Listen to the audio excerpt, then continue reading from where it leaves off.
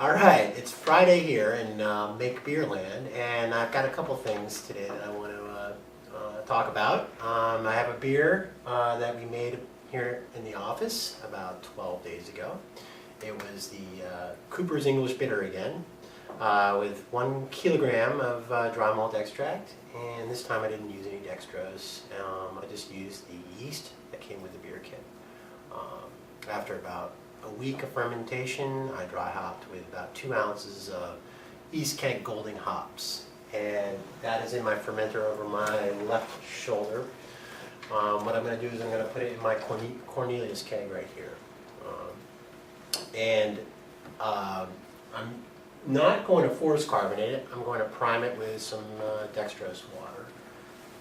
I used about a 1/4 cup of dextrose and a 1/2 cup of water. And it's, all my everything here has been sanitized and ready to go. In addition, while that keg is getting filled up, I'm going to try another one of PT's beers. This time I'll be trying the Cooper's Australian Bitter that he made, and I'll talk about that when we're after the beer is getting kegged. One thing though, I did try his malt liquor, and I really wish I recorded that video because that beer was fantastic actually. It was a much better beer than I expected. It was very smooth. It wasn't what you would imagine with a malt liquor. So good job, PT. I'd love to have another one of those. Anyway, so here goes with my kegging.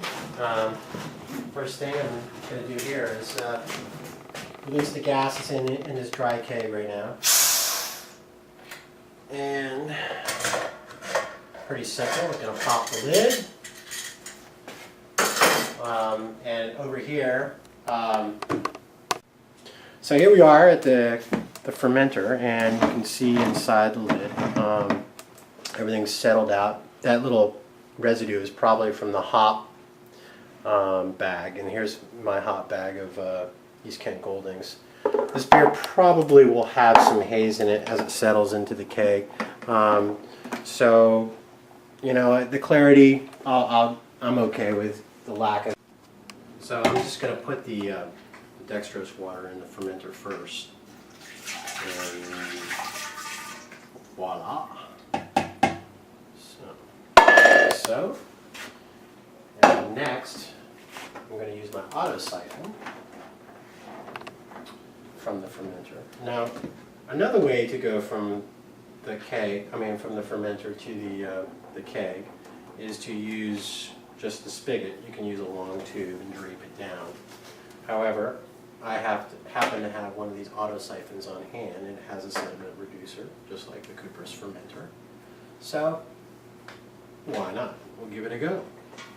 So you stick siphon in, drop it, a couple pumps. Oops, gotta be careful here because that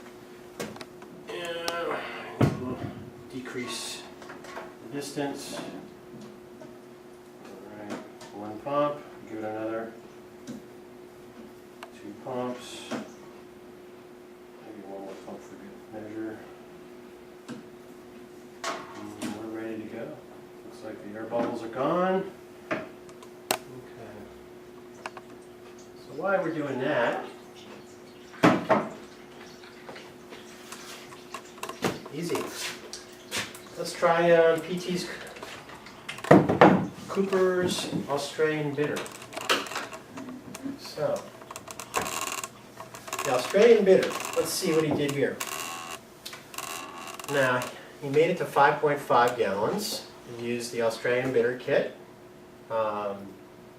And looks like he used 1 can of the Cooper's unhopped Light Malt extract. And the yeast that came with the kit. Quite simple.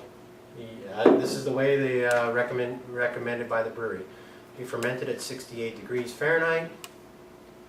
After the peak fermentation was complete, fermented at 74 degrees. And then did I guess a kind of a lagering at 50 degrees Fahrenheit. He says, just because. Original gravity was 1.044, final gravity 1.012. So here we go. All right. Thanks, BT. So, it was bottled October 17th. And that means it's been in the bottle for a month now. Today is November 19th. And I think he probably force carded it. Let's see what happens. Okay. Now, it's been out of the fridge for about half an hour now, so it's not going to be ice cold. Oh, it looks beautiful.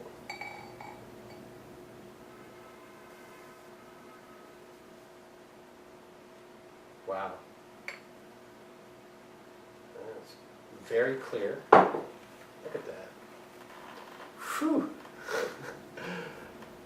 Nice. Nice carbonation.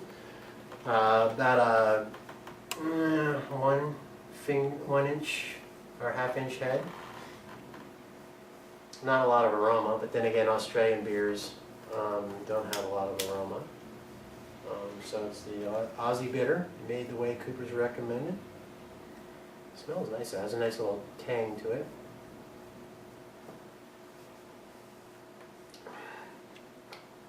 It's pretty good. Yeah, very refreshing. Very refreshing. Yeah, I like it. Cheers. Thanks, PT. I know it's a Cooper's. Meanwhile, we'll just let my keg go. But anyway, let me have another sip of the Aussie bitter. Happy Friday. Cheers.